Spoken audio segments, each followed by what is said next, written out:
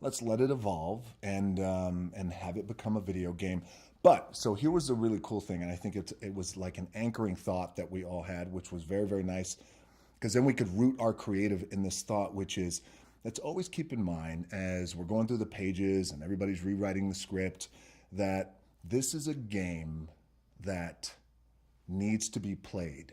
And the B-side to that is it knows it needs to be played. So much like with evolution and much like with our world, much like with dinosaurs, right? Years and years and years later, it will always find a way to be played.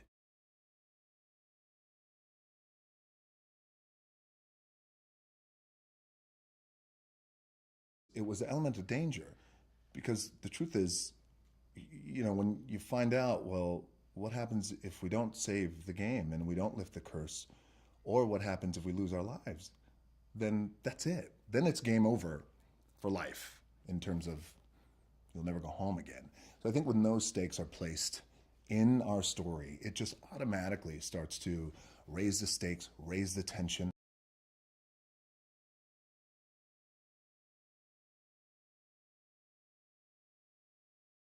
Dr. Smolder Bravestone is a world renowned adventurer, fearless in many ways. And he's earned his name, his first name, Smolder, because he has no control of it. It's just a God given gift, and God delivered. And Smolder, he signed for it, which is the ability to, at any moment,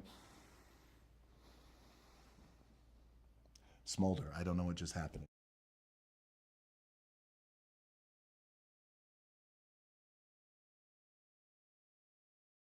I had Jack Black in mind reading the script the whole time. Luckily, it worked out for us very well. Jack is at the same agency as I am.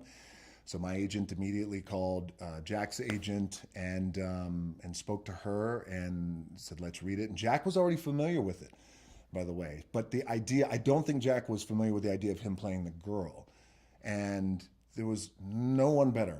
I mean, no one better. And Jack kills it. And I think his performance is brilliant. And I was in awe watching him every day on set to embody a 16-year-old girl. And for Jack Black, who's a bigger guy, who's very animated with his face, and he's globally famous. He's a gigantic star. And to be able to pull that off, I was so amazed.